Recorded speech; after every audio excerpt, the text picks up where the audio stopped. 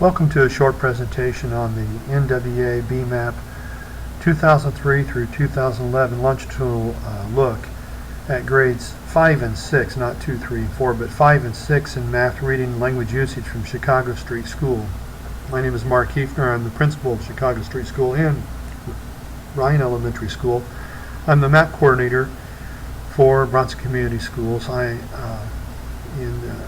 This presentation was given to our school board on August 22nd. Here's the structures of the mathematics NWEA, or the BMAP assessment as we call it.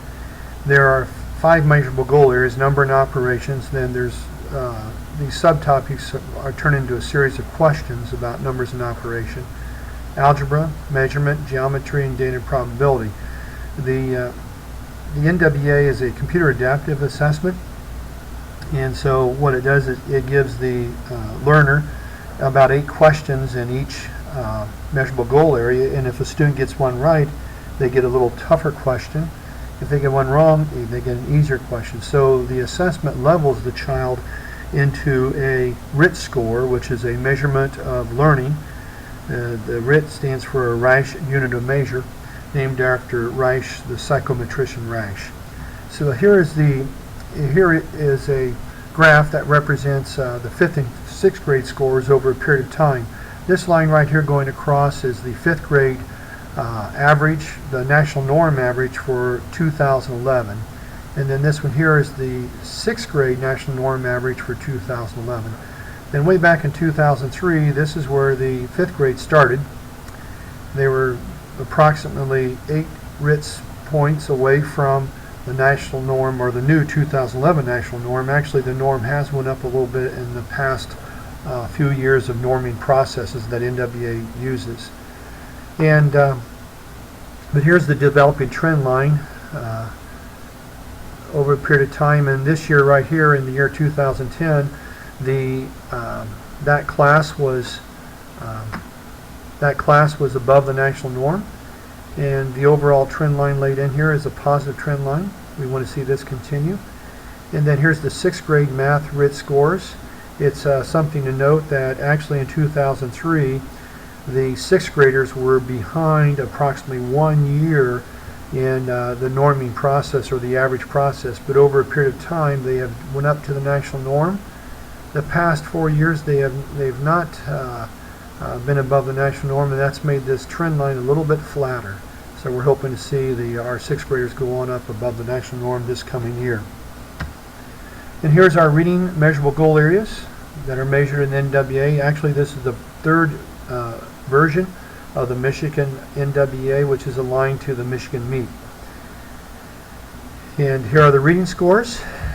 Once again, these are 2011 national norms, and here's the 5th grade line laid across, and here's the 6th grade line laid across. And these are large norming groups across the United States. Actually, the NWEA is even assessed in different parts of the world now. And we come down here to 2003, we were at 206.9, dropped, up higher. 2008 dropped. Then 2009, 209.8 and 209.5.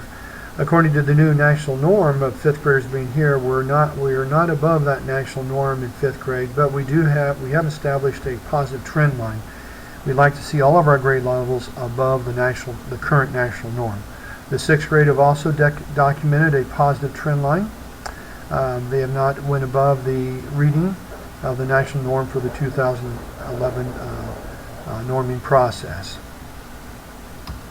And then lastly is our language usage assessment on the NWEA. Each one of these assessments takes the children about 30, it all depends on how quickly they go through the questions, about 30 minutes usually is the average. Mathematics, if they really dig into it and take their time, sometimes it will take them longer, up to 45 minutes.